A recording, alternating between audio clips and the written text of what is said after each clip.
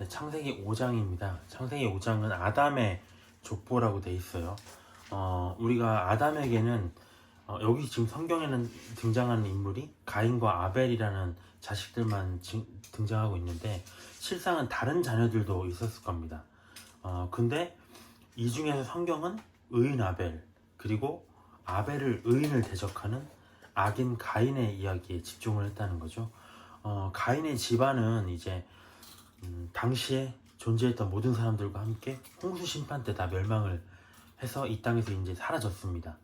그러나 가인이 죽인 의인 아벨을 대신해서 하나님이 주셨죠.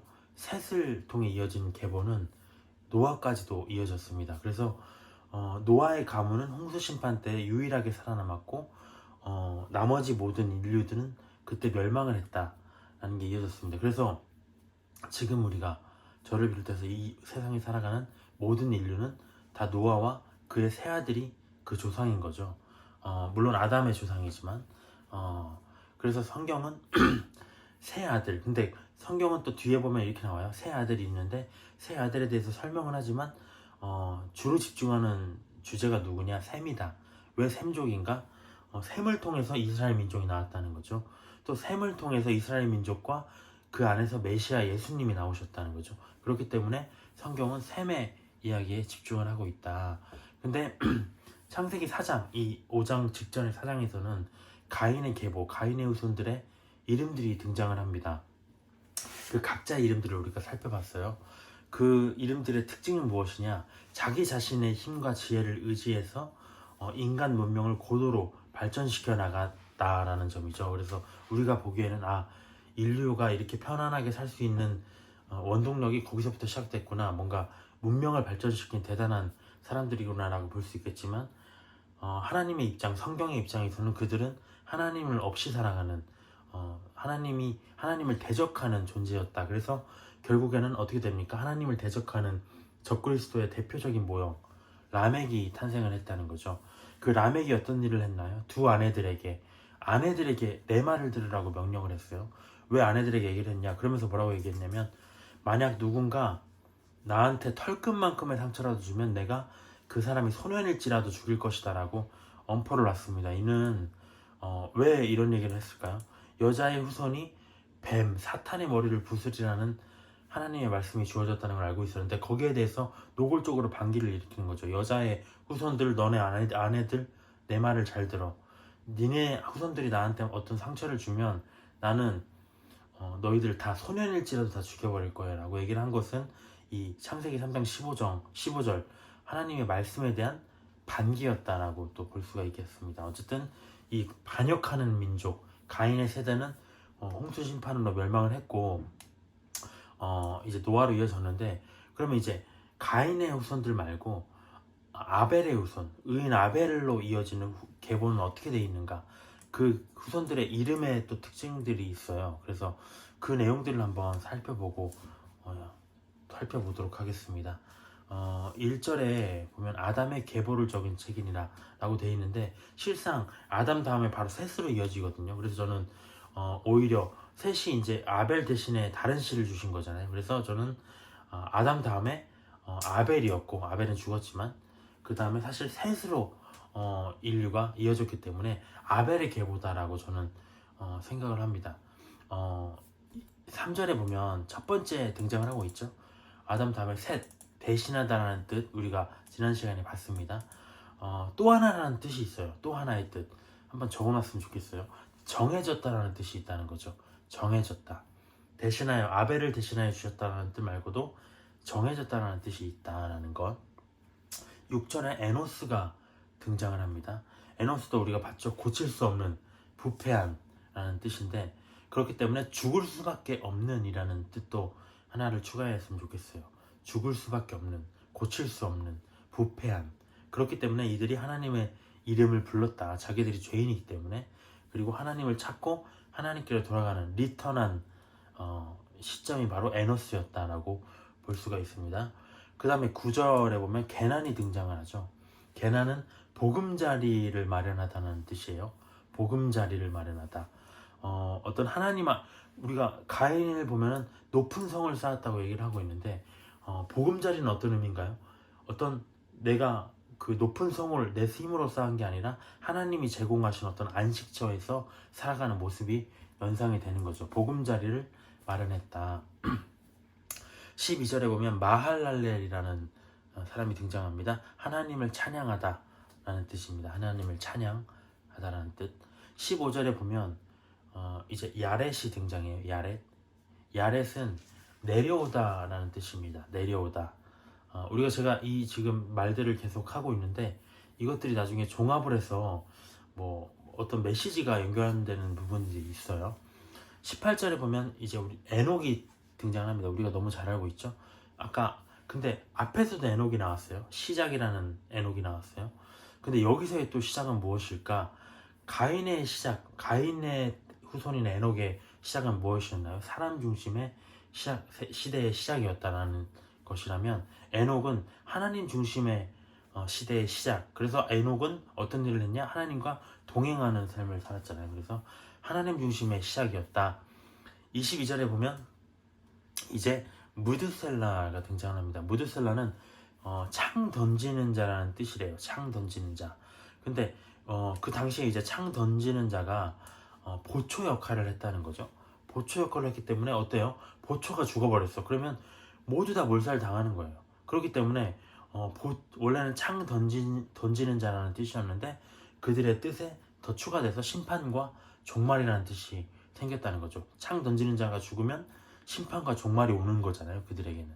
그렇기 때문에 어떤 심판, 종말 이런 뜻도 추가되었다라고 볼 수가 있습니다. 우리가 무드셀라에 대해서 좀 살펴보면 25절, 26절에 보면 187세의 라멕을 낳았고 782년을 지냈다고 얘기 나와 있어요. 그래서 인류의 최장수 사람이 바로 무드셀라다. 969세. 그래서 우리가 뭐 인터넷에 보면 이번에 무드셀라에 대해서 알아보면서 한번 좀 찾아봤더니 무드셀라 뭐 안경원 뭐 이런 거 같더라고요. 올해 장수하는 무드셀라 뭐 이런 것도 있는 것 같아요. 그래서 장수의 아이콘이었다. 969세. 1000년 가까이 산 거죠. 그러니까 우리가 근데 생각해보면 지금보다는 분명히 환경이 좋았을 거예요. 근데 일단 죄가 들어온 상황이기 때문에 병들고 어쨌든 상함이 있지는 않았을까라는 생각이 들어요. 근데 우리가 이제 장차 예수님이 오시면 다시 1000년을 살게 되는 때가 오잖아요. 그때는 이런 육체로 살아가는 게 아니라 부활의 영체로 살아가게 될 것이다. 어쨌든 인류는 그 당시에는 1000년을 살았다. 그 당시에 1000년을 살았던 그 시대가 다시 또 올 것이다 라고 볼 수가 있습니다. 26절에 보면 라멕이라는 이름이 등장해요. 아까 에녹도 가인의 후손 중에 있었는데 라멕도 가인의 후손 중에 있었죠. 가인의 후손 중에 라멕이라는 인물이 굉장히 비중 있게 다뤄져 있는데 이 뜻이 지난 시간에 봤지만 정복하다라는 뜻이었어요. 정복하다라는 뜻이 무엇이었냐? 정복하다라는 말 어디서 들어보지 않았나요? 우리가 창세기 1장에 보면 처음 사람에게 주신 명령, 땅을 정복해라 라고 하신 거예요. 그렇기 때문에 가인의 때 라멕도 어떤 목표를 가지고 정복을 하고자 한 거죠. 근데 이 아벨의 후손인 이 라멕도 뭔가 정복을 했다는 거죠. 근데 어떤 차이가 있는 건가? 우리가 한번 묵상을 해보면 가인의 후손 라멕은 세상 사람들이나 다름없다는 거죠. 물질 세상을 정복하자. 내가 이 땅에서 굉장히 많은 부를 누리고 굉장히 잘 살자. 이 땅을 내 것으로 정복하자. 어떤 이런 물질 세상의 정복을 꿈꿨다는 겁니다. 그들의 목표가. 그래서 발명하고 어떤 것들, 문명을 발전시키고 또 영토가 부족해요. 더 잘 살아야 되겠어요. 전쟁을 일으키고 전쟁 도구를 만들었고 이렇게 살아간다는 지금의 세상 사람들과 다를 바 없는 재물을 추구하고 그들과 다를 바 없는 라멕이었다는 거죠. 그래서 라멕이라는 뜻이 정복하다는 뜻도 있지만 강한 자라는 뜻도 있어요. 그래서 스스로 힘을 강하게 만드는 거죠. 나의 힘과 나의 강함과 나의 능력으로 내 자신을 믿고 이 세상을 정복하려고 하는, 어찌 보면 하나님의 명령에 순종하는 듯 하지만 하나님의 뜻이었을까요? 우리가 사탄이 예수님에게 이런 얘기 하잖아요. 야, 내가 왕위를 너한테 줄게. 너 이 땅에 왕위를 찾으려고 왔잖아. 그러면은 십자가 뭐하러 힘들게 거기를 가느냐? 그냥 내가 왕위를 줄게.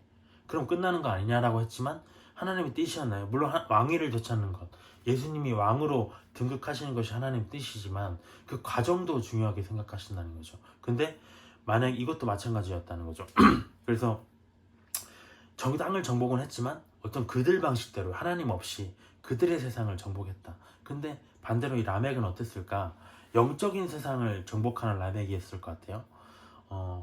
이들은 반대로 사탄에게 빼앗긴 이 세상을 정복해야겠다라고 마음을 먹은 거죠. 그래서 우리가 이런 성경 구절도 있죠. 물이 바다 덮음같이 여호와를 아는 지식이 세상에 충만하도록 우리가 예루살렘과 온 유대와 사마리아와 땅 끝까지 복음을 전하는 그 영적인 그런 정복을 꿈꿨다는 것이죠.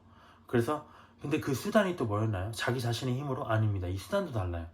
아까 목표도 달랐지만 수단도 달랐듯이 이들의 수단은 오직 복음입니다. 약할 때 강함, 그들이 점점 더 약해질 때마다 하나님이 강하게 하시기 때문에 약할 때 강함 되시는 하나님의 능력과 힘을 의지해서 영으로 일했다는 거죠. 영으로 많이 대조가 되죠. 이들도 강했지만 하나님의 사람들은 약함 속에서 강함을 하나님께 얻은 민족이었다라고 볼 수가 있습니다. 어떤 라멕의 의미들 차이가 좀 있지 않을까 싶어요.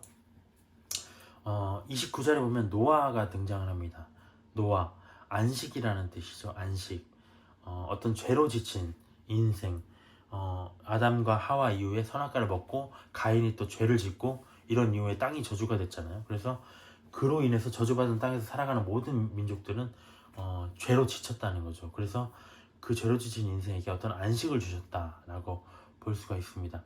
어떤 추측이지만 이 이야기들을 저는 한번 이 이름들을 이제 우리가 한번 써봤잖아요. 한번 쭉 훑어봤으면 좋겠어요. 이게 100% 맞다 아니다라는 생각은 안 드는데 뭔가 그 뚝뚝 떨어지는 좀 뜻밖의 메시지들 이름에 뜻이 있었어요. 그래서 뭔가 모르겠다, 뭔가 좀 특별하다라는 의미가 있을 것 같은데 이걸 연결을 해보니까 물론 제가 발명한 게 아니라 많은 사람들이 그렇게 정해놓은 거죠. 이런 의미가 물론 과도한 어떤 해석일 수도 있겠지만 재미로 아니면 하나님의 메시지가 어떤 들리는지 한번 읽어볼까요? 이런 메시지가 있다는 거죠. 이들의 이름들을 살펴보면 처음에 아담이라는 이름이 사람이었잖아요. 사람은 셋, 정해졌다. 사람은 정해졌어요. 에노스, 죽을 수밖에 없는 존재로, 부패할 수밖에 없는 존재로 정해졌다는 거죠. 근데 게난, 그 처소를 예비하시는 분이, 처소를 예비하시는 분이, 또 마할랄렐, 하나님을 찬양하시는 분이, 야렛, 내려오실 것이다. 강림하실 것이다. 에녹, 시작하기 위해서 무엇을 시작하나요? 무드슬라, 심판은 종말을 시작하기 위해서, 그리고 노아, 안식을 주시기 위해서 내려오실 것이다. 사람은 죽을 수밖에 없는 존재로 정해졌는데 처소를 예비하시고 하나님을 찬양하시는 분이 내려오실 것이다. 야, 무엇을 시작하기 위해서? 심판과 종말, 그리고 안식을 주기 위해서 내려오실 것이다. 어떤 아벨의 계보의 이름을 이어보니까, 아담의 계보의 이름을 이어보니까 이런 의미가 나와요. 뭔가 특별한 메시지를 주지 않나, 예수님의 의미를 좀 준 것이 아닌가라는 생각이 듭니다. 24절로 한번 가볼까요? 그래서 이 5장에서는 특별한 인물들을 좀 살펴봤으면 좋겠어요. 두 가지 인물이 있어요. 첫 번째 24절에 보면 에녹이 하나님과 동행하더니 하나님이 그를 데려가심으로 세상에 있지 아니하였더라라고 되어 있습니다. 특별한 일이죠. 하나님과 동행하였는데 하나님이 그를 데려가셨다는 것이죠. 너는 땅에 두기 너무 아깝다. 내 가까이 좀 있어서 나랑 함께 살았으면 좋겠다 라는 의미로 데려가셨겠죠. 근데 이 에녹을 살펴보면 사람이 한번 죽는 것은 정한 이치라고 되어 있는데 에녹은 그러지 않았어요. 에녹은 그러지 않았어요. 살아남고 갔어요. 물론 어떤 그 말씀이 주어지기 이전의 시대여서 그런가요? 그러기도 쉽지만 어쨌든 에녹은 하나님이 데려가셨는데 이 데려가셨다라는 의미가 랩처라는 뜻이라는 거죠. 랩처가 어떤 뜻이냐? 랩처, 가로채다, 사로잡다라는 뜻이라는 겁니다. 근데 우리가 데살로니가서를 한번 볼까요? 데살로니가 전서 4장 16절부터 17절을 한번 보겠습니다. 데살로니가 전서 4장 16절 17절. 함께 읽겠습니다. 주께서 호령과 천사장의 소리와 하나님의 나팔 소리로 친히 하늘로부터 강림하시리니 그리스도 안에서 죽은 자들이 먼저 일어나고 그 후에 우리 살아남은 자들도 그들과 함께 구름 속으로 끌어올려 공중에서 주를 영접하게 하시리니 그리하여 우리가 항상 주와 함께 있으리라 라고 되어 있습니다. 휴거라는 것이죠. 우리가 이 구절 너무 잘 알고 있고요. 휴거라는 교회의 휴거라는 부분이 사실 대환란 심판이 오기 전에 교회가 하늘로 올라간다라는 휴거 사건을 지금 이 데살로니가 전서에서 얘기하고 있는 거거든요. 여기 보면 끌어올려라는 말이 있어요. 구름 속으로 끌어올렸다. 이 끌어올려라는 말이 바로 랩처, 아까 데려가셨다는 말과 동의어라는 거죠. 그래서 우리가 살펴보면 대환란을 앞두고 교회가 하늘로 올라가는, 죽지 않고 살아있는 채로 하늘로 올라가는, 물론 죽은 자들이 먼저 일어난다고 여기 돼 있죠. 그 다음에 우리 살아있는 자들도 하늘로 올라갈 것이다 라고 돼 있는데, 이 휴거 사건이 에녹의 사건과 유사하다는 거죠. 에녹이 뭔가 하나님의 부르심을 받아서 하늘로 올라간 것은 이 교회의 휴거 사건의 어떤 예표가 될 수 있겠다. 그래서 종말을 앞두고 에녹이 하나님께 부름을 받아서 올라갔듯이 이 땅에서도 대환란을 앞두고 하나님께서 교회를 끌어올리실 것이다 라고 보고 있는 사람들이, 학자들이 많이 있습니다. 그래서 우리가, 근데 조건이 있죠. 모든 교회가 그러면 휴거에 참여하느냐? 십자가가 걸리기만 하면 이 땅의 모든 교회는 다 하늘로 부름받아 올라가느냐? 아니었죠. 다른 사람들은 올라가지 않았어요. 근데 이 에녹만 올라갔다는 거죠. 이 조건이 무엇이었냐? 하나님과 동행했다는 겁니다.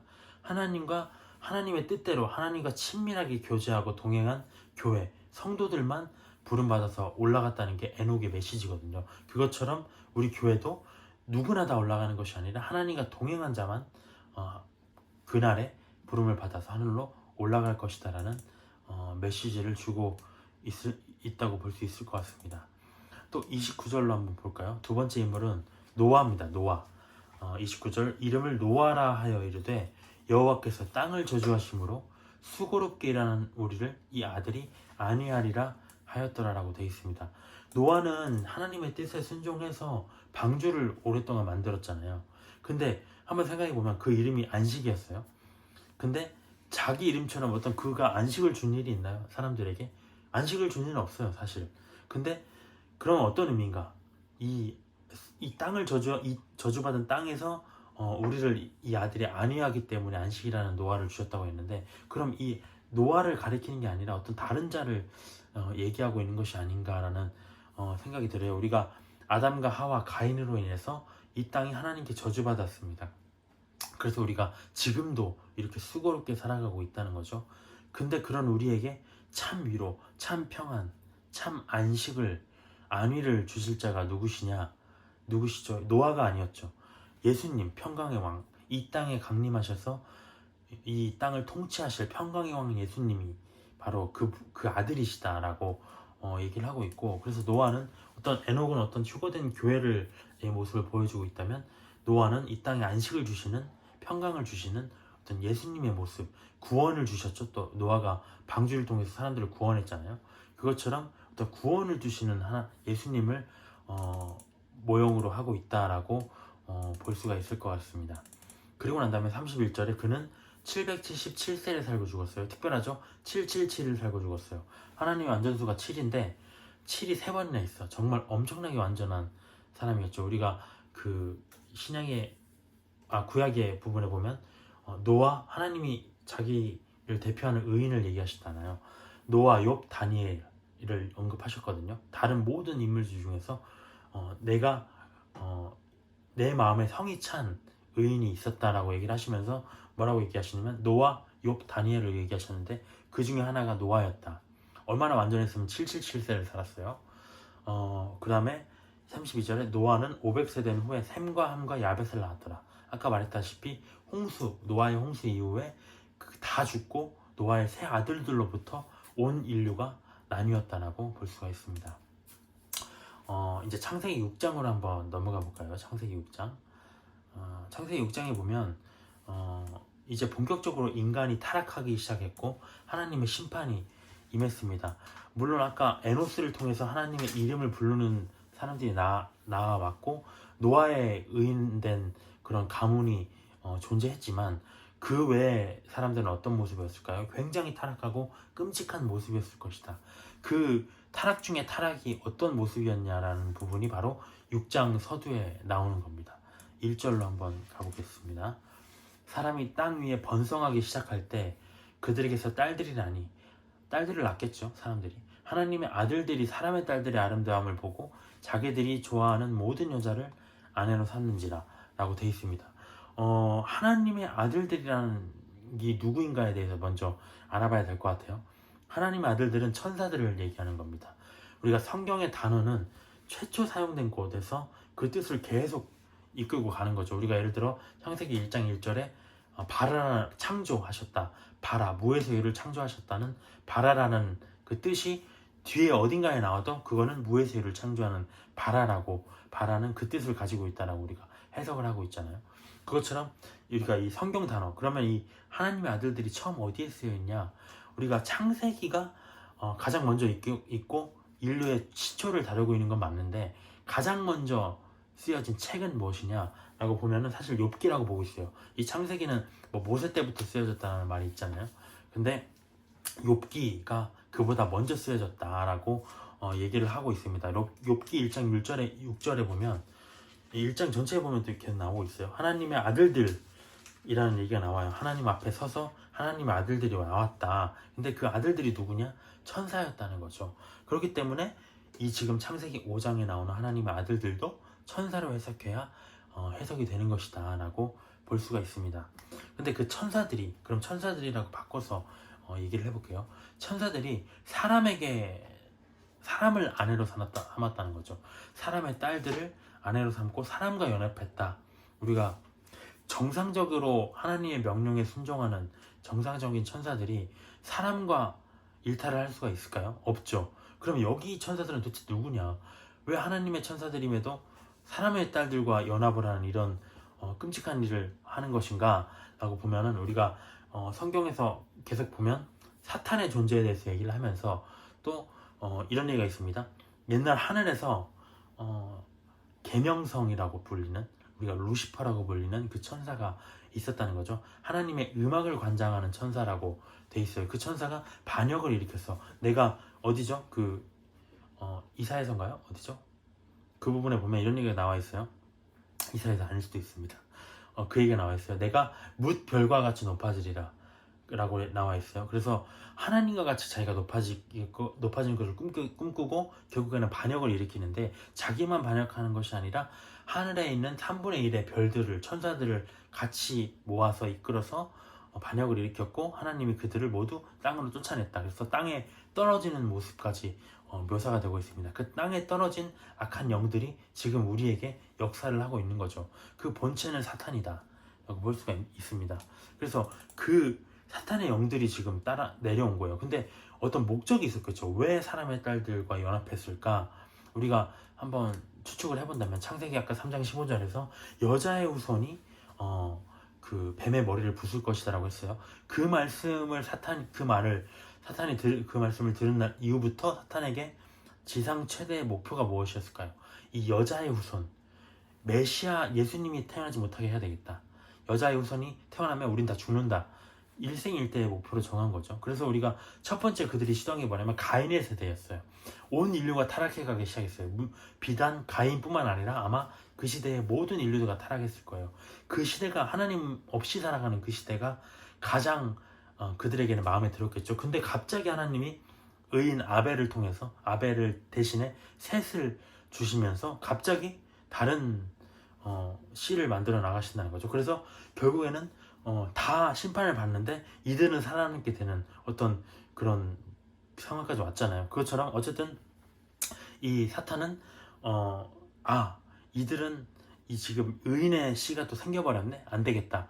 총공격을 해야 되겠다. 이거는 이 땅을 완전히 무너뜨려 버려야 되겠다라고 어떤 총공격을 결심한 거죠. 그래서 아마 하늘을 너 다 내려가. 이 천사들 물론 땅에 떨어졌지만 그들이 다 일제히 지금 사람의 딸들을 다 1대1로 다 공격해야 되라고 아마 결심을 하지 않았을까 싶어요. 그래서 사탄이 이번엔 어떤 역할을 하고자 했냐.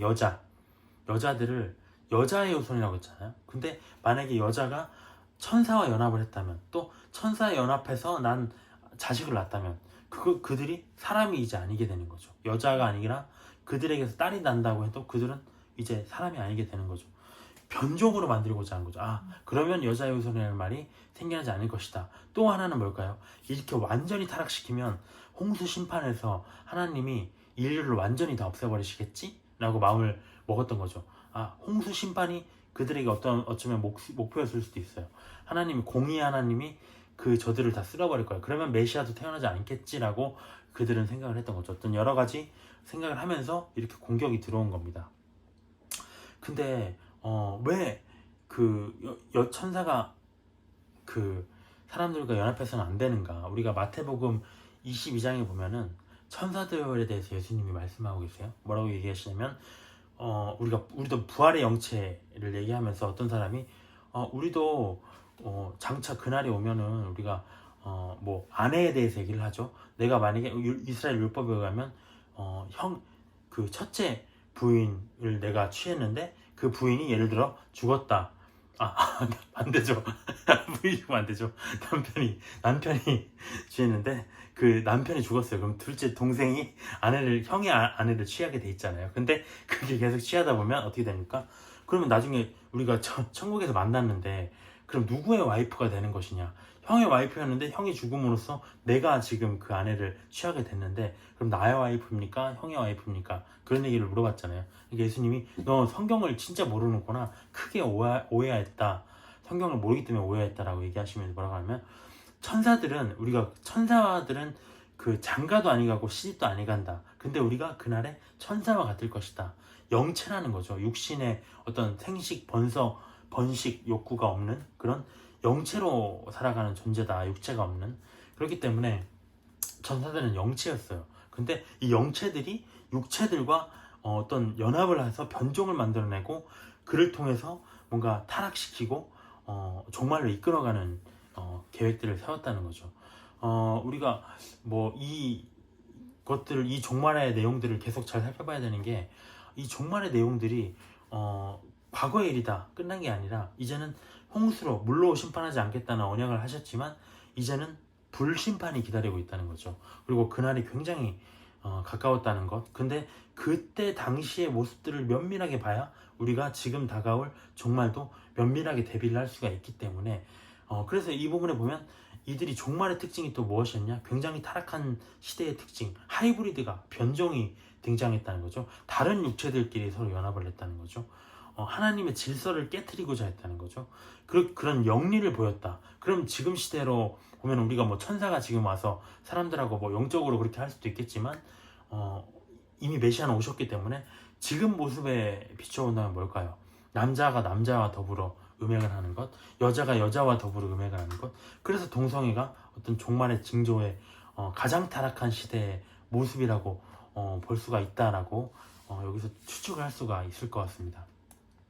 그렇게 해서 3절로 가볼까요? 여호와께서 이르시되 나의 영이 영원히 사람과 함께하지 아니하리니 이는 그들이 육신이 됨이라. 그러나 그들의 나는 120년이 되리라 하시니라. 당시의 땅에는 네피림이 있었고 그 후에도 하나님의 아들들이 사람의 딸들에게로 들어와 자식을 낳았으니 그들은 용사나 고대의 명성이 있는 사람들이었다라고 돼 있어요.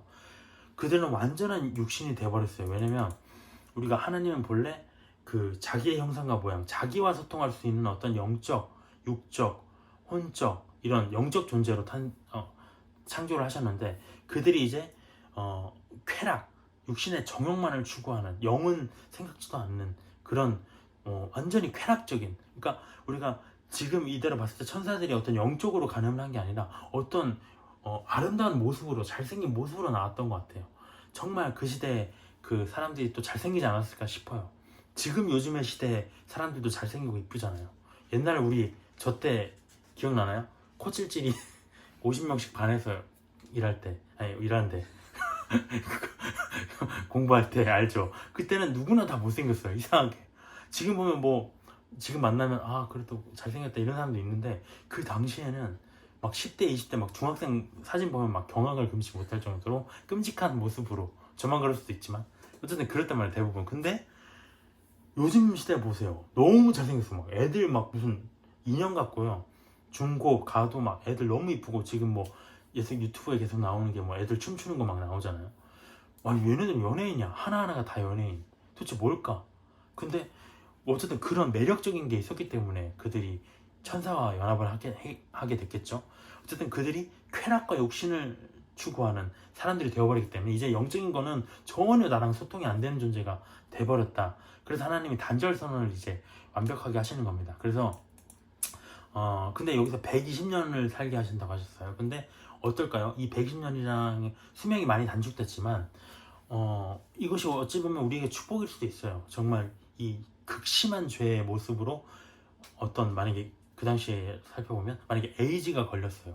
에이즈가 걸린 채로 막 900년씩 산다고 보세요. 그때 약도 없었을 텐데 정말 끔찍한 고통이자 재앙이었겠죠. 근데 하나님이 이 120년으로 줄인 것은 어쩌면 은혜가 아닐까라는 생각이 듭니다. 그래서 그들이 완전히 육신이 되었다. 근데 예수님이, 우리가 이런 얘기 하셨죠. 나를 믿는 자는 사람이 거듭나야 된다.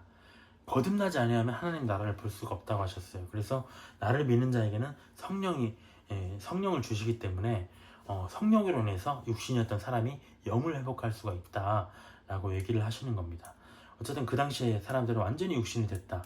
그래서 등장한 게 네피림이었다는 거죠. 근데 천사와 사람이 어떤 그런 연합을 해서 탄생시킨 존재가 네피림이라고 하는데, 우리가 생각하기엔 그러면은 사람과 사람이 만났을 때보다 이들은 변종이기 때문에 뭔가 못한 존재가 돼야 되지 않을까라고 생각이 드는데, 아니에요.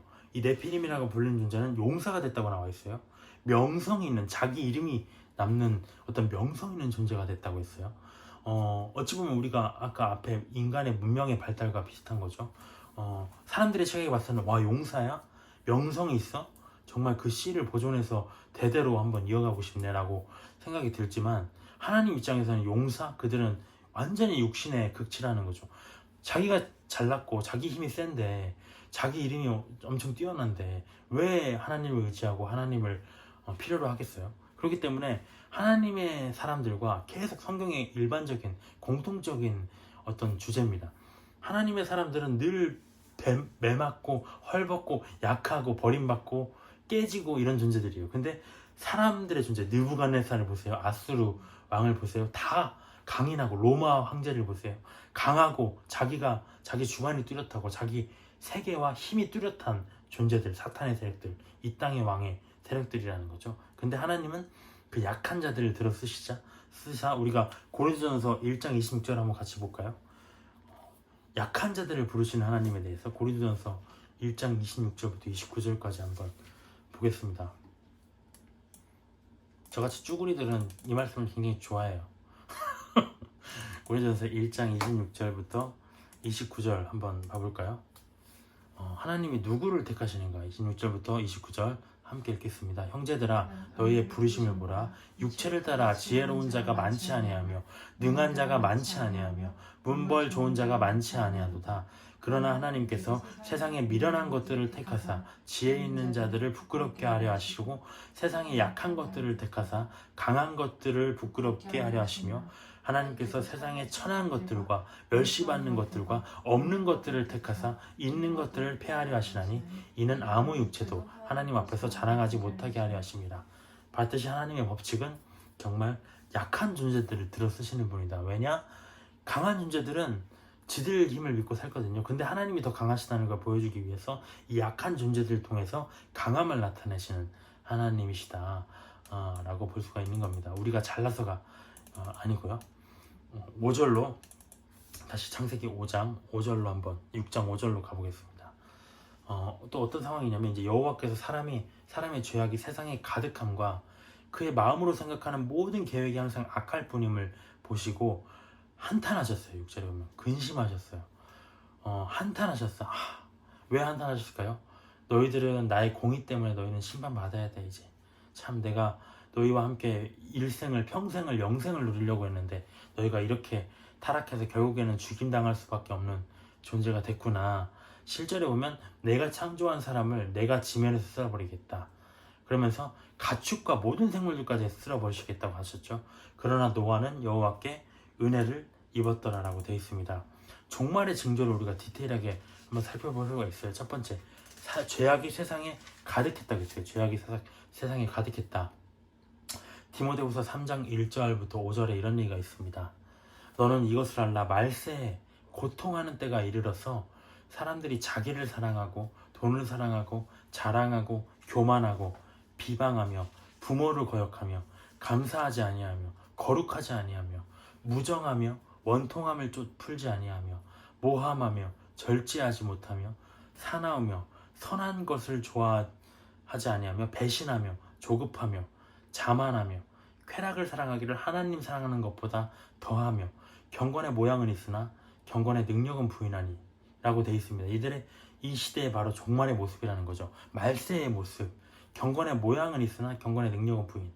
교회를 다니고 종교행위를 한다고 경건의 모양은 있어요. 하지만 마음속에 그럼 그 경건한 자가 우리가 회개에 합당한 열매를 낸다고 했잖아요. 근데 그들의 종교행위 속에서 하나님의 능력, 빛과 소금의 어떤 모습, 이 정결의 능력, 거룩함이 나타나지 않는다라고 얘기를 하는 것. 그래서 경건의 능력이 나타나지 않는다는 거죠. 아무 의미 없는 쓸데없는 종교행위에 불과하게 되었다. 그 시대가 바로 종말의 시대, 죄악이 가득한 시대. 지금 우리 시대와 너무 비슷하지 않나요? 원통하고 모함하고 절제하지 못하는 것. 저를 비롯해서 사납고 사나워요. 아주 사나워. 조급하고 자만하고 정말 종말의 모습이다. 또 하나의 종말의 모습이 뭘까요? 마음으로 생각하는 모든 계획이 항상 악하다. 마음으로 생각하는 모든 계획. 악이 어디서 나오냐? 하나님과 관계없는 것을 계획하는 것이죠. 악의 근원. 근데 하나님과 관계없는 것을 계획하는 그 악의 근원이 무엇이냐? 마음이라는 거죠. 마음. 내 마음. 예수님이 마태복음 15장에서 이렇게 얘기하셨습니다. 입에서 나오는 것은 마음에서 나온다. 이것이야말로 사람을 더럽게 한다. 마음에서 나오는 것은 악한 생각, 살인, 간음, 음란, 도둑질, 거짓 증언, 비방이니 이런 것들이 사람을 더럽게 하는 것이요 씻지 않은 손으로 먹는 것은 사람을 더럽게 하지 못하느니라. 마음에서 더러운 것들이 솟아서 나온다는 거죠. 그러면 우리가 어떻게 이 마음을 회복시킬 수 있을까? 야고보서 1장 21절을 한번 같이 읽어볼까요? 야고보서 1장 21절. 정말 마음에서 끊임없이 솟구쳐 오르는 것. 우리가 이사야서에도 나오죠. 모든 만물보다 심히 부패한 것이 사람의 마음이다라고 또 나오고 있습니다. 마음을 정결하게 하는 것 함께 읽겠습니다. 그러므로 모든 더러운 것과 넘치는 악을 내버리고 너희 영혼을 능히 구원할 바 마음에 심어진 말씀을 온유함으로 받으라. 더러운 것과 넘치는 악을 내버리고 마음에 심어진 말씀이 심어진 이 마음 안에 말씀이 심어져야 된다는 거죠. 그렇게 될 때만 우리가 이 넘치는 악과 더러운 악을 통제할 수 있다라고 야고보서에서 얘기를 하고 있는 겁니다. 그렇기 때문에 우리가 말씀을 보고 공부하고 있는 겁니다. 그래서 또 하나 또 주목해야 할 거는 8절에 보면 그러나 노아는 여호와께 은혜를 입었다. 하나님은 죄인과 악인을 함께 심판하는 분이 아니시라는 거죠. 우리가 뒤에 보면 나오지만 이제 하나님이 소돔성을 멸망시키려고 했어요. 너무 타락했기 때문에. 근데 아브라함이 그때 자기 조카가 그 땅에 거했기 때문에 그 땅을 어떻게든 좀 살려야 되겠어요. 그래서 하나님께 뭐라고 했냐면 하나님 의인과 악인을 함께 죽이시면 너무 부당합니다. 하나님 공의 하나님 아닙니까? 어떻게 그 성에 엄청나게 많은 사람이 있을 텐데 그 중에 의인도 있을 거 아닙니까? 니들을 함께 죽이면 안 돼요 라고 얘기를 하는 건데 하나님 뭐라고 했냐면 나중에 막 계속 얘기를 하다가 50명 뭐 계속 줄어들다가 내가 10명만 있어도 심판하지 않을게. 근데 어떻게 됐죠? 10명도 없었다는 겁니다. 의인이 아예 없었다는 거죠. 그러니까 의인이 있었으면 구원을 받았겠죠. 10명이 아니라 아예 의인이 없었다라고 볼 수가 있는 겁니다. 물론 롯은 이제 도망가다가 살아남았잖아요. 근데 그 결말도 끔찍했지만 어쨌든 그래서 하나님은 악인과 의인을 심판하시는 분이 아니다. 근데 여기 아까 말했듯이 세상이 죄악에 만연하게 될 때 의인을 찾기가 어려울 때라고 보는 거. 그래서 우리가 교회 휴거되는 것이 심판 전에 있다고 했잖아요. 이것도 마찬가지입니다. 교회가 이 땅에 남아있는 순간 하나님이 심판을 하실 수가 없어요. 그렇게 주장하는 사람들은 정말 성경을 아예 오해하고 있는 거죠. 이 땅에 하나님의 의인들이 있는데 의인과 악인을 함께 심판하신다는 건 말도 안 된다는 것. 하나님의 공의를, 기본적인 공의를 이해조차 하지 못하고 있다는 겁니다. 그래서 하지만 우리가 이 교회, 우리가 그 디모데서인가요? 어디죠? 거기서 보면 지금은 막는 자가 있다. 막는 자가 있어서 어떤 사탄, 적그리스도가 오는 것을 막고 있다라고 했는데, 그 막는 자가 무엇이냐? 어떤 성령이다, 어떤 또 교회다라고 얘기를 우리가 해석을 하고 있는 거죠. 하지만 그 교회가 이제 이 땅에서 떠나고 나면 이 땅은 심판으로 전면 심판이 시작될 것이다 라고 볼 수가 있습니다. 그래서 사탄은 아까 말했듯이 온 인류를 이렇게 망치려고, 이제 홍수 심판에서 사람이 없어지면 이제 끝나는 거잖아요, 모든 계획이. 근데 노아를 통해서 또 사람의 대를 이어가니까 굉장히 화가 났겠죠. 어쨌든 9절로 한번 가보겠습니다. 9절. 이것이 노아의 족본이라. 노아는 의인이요 당대의 완전한 자라. 그는 하나님과 동행하였으며, 에녹과 똑같네요. 하나님과 동행했어요. 세 아들을 낳았으니 셈감과 야벳이라. 에녹은 왜 동행했는데 데려가시고 노아는 이 땅에 남겨두셨냐? 노아는 사명이 있었잖아요. 데려가시면 안 되죠. 그래서 완전한 자, 우리가 아까 말했듯이 노아, 욥, 다니엘이 어떤 하나님이 대표적인 의인으로 꼽으셨다는 거죠. 완전하다, 하나님 말씀에 완전히 순종하는 자다라고 얘기를 했다는 겁니다. 아브라함이 하나님의 말씀을 믿지 못하고 우리가 여종 하갈을 통해서 이스마엘을 낳잖아요. 그때 하나님이 13년간 침묵하신 다음에 나타나셔가지고, 너는 내 앞에서 완전해야 된다. 너 왜 이렇게 완전하지 못했어? 너 완전해야지 내 앞에서 설 수 있어 라고 얘기하신 거죠. 하나님이 가장 좋아하시는 거는 제사가 아니라 순종이다라고 또 사무엘서에서 나오고 있습니다.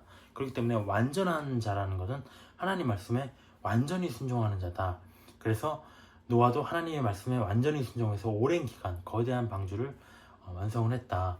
그래서 셈과 함과 야벳이 이어졌다는 거죠. 노아의 세 아들, 셈의 후손은 우리가 아까 말했듯이 이스라엘, 어떤 유대인들이라고 볼 수가 있을 것 같아요. 함의 후손은 또 뭐라고 얘기하냐면 아시아인들이자 아시아 중동 사람들이다라고 얘기를 하고 있는 사람들이 있습니다. 야벳의 후손은 어떤 사람들인가? 유럽과 러시아인들이다라고 얘기를 하고 있는 거죠. 그래서 우리가 보면은 얼핏 비슷한 것 같죠? 함의 후손들은 뭔가 까무잡잡하고, 저 인종차별하는 게 아니라 피부색이 까무잡잡. 셈의 후손 이스라엘 유대인들은 좀 다르잖아요. 뭔가 야벳의 후손은 뭔가 키가 크고 하얗고 백인들, 약간 이런 느낌? 그러니까 그런 어떤 특징들도 지금과 비슷한 것 같다. 신기하죠? 같은 사람이지만 특징이 다 다르다는 것. 자연 발생했다는 게 더 믿기 어려운 것 같아요. 하나님이 나누셨다는 게 더 믿기 편하지. 13절에 보면 하나님이 노아에게 이르시되 모든 혈육 있는 자의 포악함이 땅에 가득함으로 그 끝날이 내 앞에 이르렀으니, 포악함이 가득했기 때문에 끝날이 이르는 거예요. 내가 그들을 땅과 함께 멸하리라. 너는 코페르 나무로 너를 위하여 방주를 만들되 그 안에 칸들을 막고 역청을 그 안팎에 칠하라. 네가 만들 방주는 이러하니 그 길이는 300규빗, 너비는 50규빗, 높이는 30규빗이라 되어 있습니다. 홍수 심판의 원인, 사람의 포악이 땅이 가득할 때 우리 다가올 종말도 마찬가지라는 거죠. 또 역청을 한번 살펴볼까요? 물이 새지 않도록 바른 거예요. 역청을 발랐다고 해요. 나무에다가, 그 코페르 나무에다가 역청을 발라서 물이 새지 않도록 방수 기능을 했다는 거죠. 우리가 역청이 뭔가 찾아봤더니, 아스팔트 만들 때 보면 우리가 흑색의 타르 같은 물질이 바로 이 코페르가 아니라 그 역청이다라고 얘기를 하고 있습니다. 그래서 방주에 물이 새면 안 되잖아요. 그렇기 때문에 방수 기능을 하는 거였다. 근데 이 내용을 한번 살펴보면 어쩌면 역청 때문에 하나님의 심판이 그 방주 안에는 침범을 못한 거잖아요. 심판의 물이.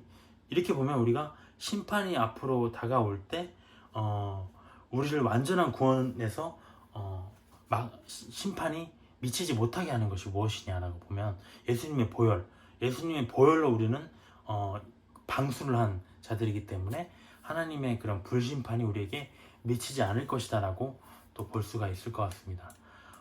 이 방주의 크기를 한번 보면은, 방주의 크기를 보니까 어디 보니까 실제 방주를 그 모형 실제 크기로 만든 게 또 나오더라고요. 굉장히 가보고 싶더라고요. 보니까 높이가 125m, 그리고 너비가 29m, 그 다음에 연 면적, 안에 면적이 전체 면적 층마다 다르겠죠. 근데 그 합친 면적이 5,000평 정도 된다고 해요. 그 엄청난 그 방주를 노아가 혼자서, 아니 자기 아들들 몇 명이나 또 만들었겠죠. 그 짓을 하는 거 봤을 때 사람들이 어땠을까라는 것도 생각해 볼 필요가 있습니다. 어쨌든 근데 그것들이 이제 과학자들이 실험을 해본 게 있어요. 우리 스펀지인가에도 나오는 것 같은데, 나오나? 맞나? 하여튼 그 실험을 해봤는데, 그 동물들의 무게가 이제 탑승을 하잖아요. 근데 우리가 배가 보면은 배 밑부분에 짐을 쌓는다. 근데 그게 무슨 원리라고 해요. 그래서 이게 부력에 의해서 이렇게 떠서 이렇게 갈 수 있도록. 근데 동물들이 탄 그 무게들을 고려했을 때 이 홍수가 엄청나게 그 파도가 높았을 거잖아요. 근데 그것들에도 이게 넘어지지 않고 복원력을 유지할 수 있는 수준으로 이 방주거를 시험해 보니까 그렇게 설계가 돼 있었더라 라고 과학자들의 그런 실험 결과도 나온 게 있습니다. 그래서 그 하나님이 이 만들라고 한 이 세부적인 설계도가 굉장히 완벽한 것이었다라고 또 볼 수가 있을 것 같아요. 17절에 보면 내가 홍수를 땅에 일으켜 무릇 생명의 기운이 있는 모든 육체를 천하에서 멸절하느니 땅에 있는 것들이 다 죽으리라. 그러나 너와는 내가 내 언약을 세우리니 너는 네 아들들과 네 아내와 네 며느리들과 함께 그 방주로 들어가고 혈육 있는 모든 생물을 너는 각기 암수 한 쌍씩 방주로 이끌어들여 너와 함께 생명을 보존하게 하되라고 되어 있습니다. 홍수가 40일간 내렸잖아요. 이게 어디서 내렸을까라고 고민을 해볼 필요가 있어요. 아까 우리가 창세기에서 세상을 처음 창조할 때 궁창, 하늘 아래의 물, 바다와 궁창, 하늘 위의 물이 있었다고 했어요. 그 위의 물층, 그래서 우리가 지구를 둘러싸고 있는 물층이 있었을 것이다. 그들의 역할은 무엇이었냐? 우주로부터 어떤 들어온 해로운 어떤 방사선, 어떤 그런 것들로부터 보호를 하는 것이었을 것이다. 그래서 완전한 온실, 완벽한 환경과 기후를 유지해주는 역할을 했었을 것이다. 근데 이 노아의 심판, 노아의 홍수 때에 지구를 보호했던 그 물층이 깨져서 땅으로 내린 것이라고 우리가 볼 수 있을 것 같습니다. 근데 특별한 게 또 있어요. 창세기 9장 3절에 보면 이 이후에 갑자기 우리는 그동안 식물만 먹고 살았잖아요. 근데 이 홍수가 끝나자마자 하나님이 뭐라고 하시냐면 모든 산 동물을 내가 사람들에게 주노라 라고 얘기를 하시거든요. 왜 동물이 필요했을까요? 고기, 면역력이 이제 필요하다는 거죠. 너희들에게. 너희들이 내가 지켜주는 그런 물충이 사라졌기 때문에 이제는 너희들이 면역력이 필요해. 그래서 고기를 먹어야 돼. 산 동물을 이때부터 허락을 하셨다라고 하시는 거고, 그 덕분에 우리도 맛있게 고기를 지금 먹고 있는 겁니다. 식물만 먹고 산다고 하면 굉장히 힘들었을 것 같아요. 근데 우리가 장차 또 열매만 먹고 살아야 돼, 사실은. 그리고 또 구원에 여기 보면 언약을 세웠다고 했어요. 하나님은 언약을 세우시고 그걸 지키기를 너무 좋아하시는 분이에요. 아브라함과도 언약을 세우시고요. 여러 예수님도 오셔서 피의 언약을 또 세우셨잖아요. 그것처럼 언약을 좋아하세요. 그 언약이 무엇이냐면 너희 의인은 내가 살릴 것이다. 네가 의인이기 때문에 너와 너의 집안을 다 구원할 것이다. 바울도 이런 얘기했죠. 주 예수를 믿으라. 그리하면 너와 네 집이 너의 집이 구원을 얻으리라 했거든요. 그래서 이 언약으로 인해서 노아의 집안도 다 구원을 받게 되는 것입니다. 홍수 속에서 살아남게 되는 거죠. 이 언약을 아마 노아는 방주 안에서 기억했을 거예요. 40일간, 정말 40일이라고 우리는 나중에 알 수 있지만 하나님의 그 물심판이 얼마나 될지는 우리는 가늠을 할 수가, 노아도 마찬가지로 할 수가 없었을 거예요. 그 상황 속에서 도대체 이 심판이 언제 끝나나, 양식은 떨어져 가고 파도는 거세고 얼마나 멀미가 또 심했겠어요. 그 상황, 고통스러운 그 상황 속에서도 우리도 이랬다 죽나라는 생각이 들 때마다 하나님이 주신 언약을 생각하지 않았을까라는 생각이 듭니다. 그래서 요한복음에 보면 이렇게 나와 있죠. 하나님이 세상을 이처럼 사랑하사 독생자를 주셨으니 이는 그를 믿는 자마다 멸망하지 않고 영생을 얻게 하려 하십니다. 마찬가지로 우리에게 이 언약을 주셨기 때문에 우리도 그 언약을 믿고 지금 살아가고 있는 겁니다. 21절에 보면 너는 먹을 모든 양식을 내게로 가져다가 저축하라. 이것이 너와 그들의 먹을 것이 되리라. 노아가 그와 같이 하여 하나님이 자기에게 명하신 대로 다 준행했더라 라고 되어 있습니다. 양식을 저축하라. 우리가 지금 양식을 저축하라는 말이 뭘까요? 지금 참치캔을 쌓아놓고 뭐 돈을 저축하라고 종말이 다가오니까 하는 걸까요? 우리가 쌓아야 할 양식은 말씀의 양식이죠. 말씀의 양식으로 깨어서 우리가 종말의 시대를 분별하는 것이 하나님이 우리에게 원하시는 양식이다 라고 볼 수가 있어요. 그래서 우리가 사역자들에게도 예수님이 이렇게 얘기하셨잖아요. 때를 따라 내 곳간에서 내 종들에게 양식을 내어줄 자가 누구냐. 그 양식이 뭐냐면 먹고 사는 곡식이 아니라 말씀이라는 거죠. 지금 이 사람들에게는 말씀을 줘야 된다라고 얘기를 하고 있는 겁니다. 정리하자면 종말의 모습들을 우리가 살펴볼 수가 있어요. 사람들은 쾌락의 극치를 달려서 천사와 음행까지 했습니다. 그리고 하나님은 죄악이 이제 만연했구나 라고 해서 심판의 칼을 드셨다는 거죠. 근데 하나님은 의인을 건지셨어요. 노아가 방주를 몇십 년간 지을 때 사람들이 물었을 거예요. 아니 무는 게 아니라 비아냥됐을 거예요 아마. 뭐 하는 거야 너 지금. 근데 노아도 분명히 방주를 지으면서 전했을 거예요. 하나님이 이 세상에 죄가 만연했기 때문에 곧 심판을 하실 겁니다. 사람들이 뭐라고 할까요? 비웃었겠죠. 야 지금 그렇게 큰 비 본 적 있어? 지구는 물층에 쌓여있고 물론 그들은 몰랐겠지만 이 완벽한 기후시대에 무슨 비야. 큰 비?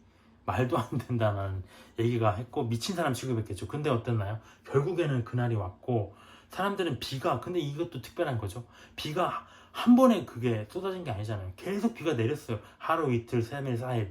근데 점점점 그때만 탔어도 아마 살아났겠죠. 근데 누구도 한 사람도 타지 않았을 정도로 끔찍하게 타락한 시대였다라고 하는 것. 그러다가 결국에는 방주의 몸은 다쳤다라고 얘기를 한 겁니다. 이 모습들이 저는 뭐 마무리를 하나의 말로 안 하고 베드로후서 3장을 같이 보면서 이건 너무 그냥 그대로 이 종말의 모습들이 나와 있어서 한번 이대로 그냥 우리가 제가 한번 읽으면서 눈으로 따라오시고요. 한번 봤으면 좋겠습니다.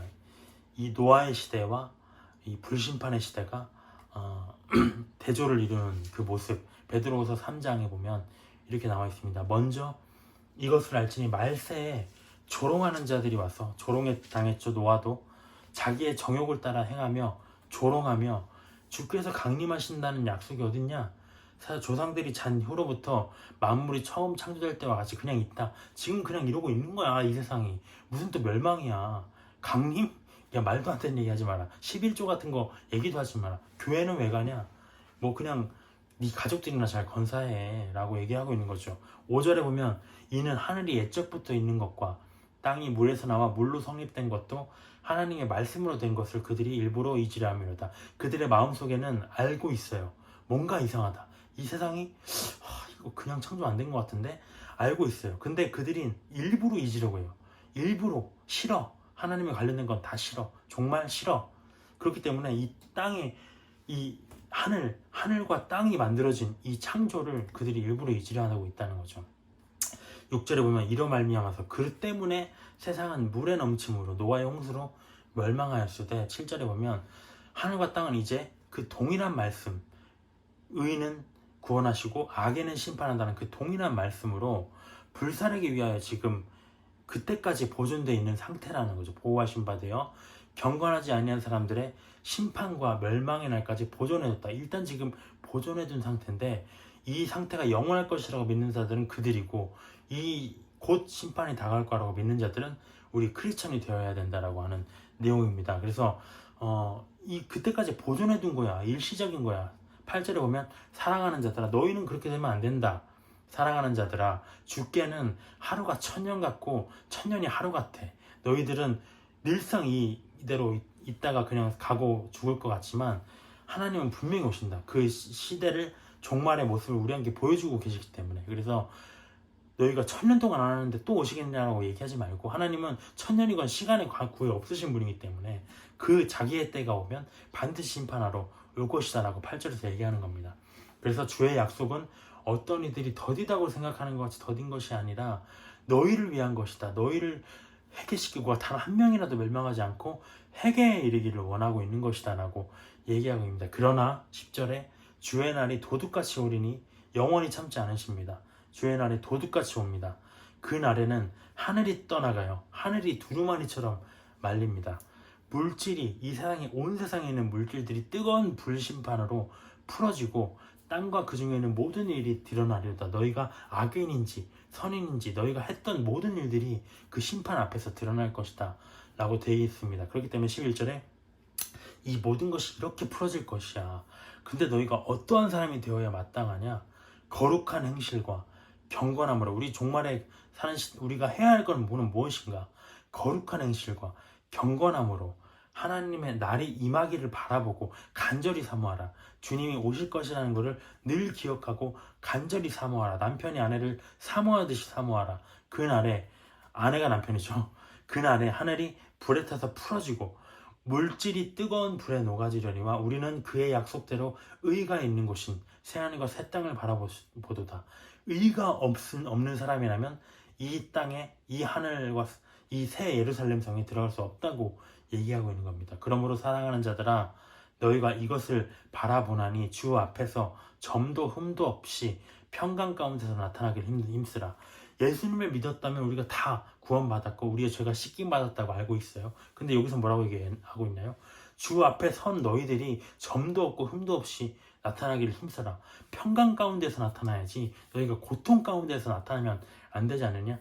예수님도 네가 예수님의 이름을 알았다면 예수님이 너희들을 만났을 때 너희들 잘 왔다, 내 나라로 이제 함께 안식을 누리자라고 그렇게 평강 가운데서 나타나야 되는데, 예수님이 우리를 봤을 때 너희들 나는 믿긴 믿었는데 너희에게 주어질 건 사실 심판이야 라고 했을 때 얼마나 괴롭고 서로 고통만 있겠어요. 그것처럼 주 앞에서 너희가 나타날 것인데 점도 없고 흠도 없이 나타나야 한다. 그렇게 하려면 거룩한 행실과 경건함, 행실이라는 건 이 땅의 일이죠. 경건함은 하나님과의 관계죠.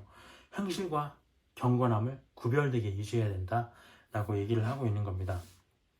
종말의 이야기들, 창세기 이야기들이 단순히 과거의 일이 아니라 우리가 임박한 종말의 이야기다. 종말을 앞두고 우리가 되새겨야 할 말씀이다라고 볼 수가 있을 것 같습니다.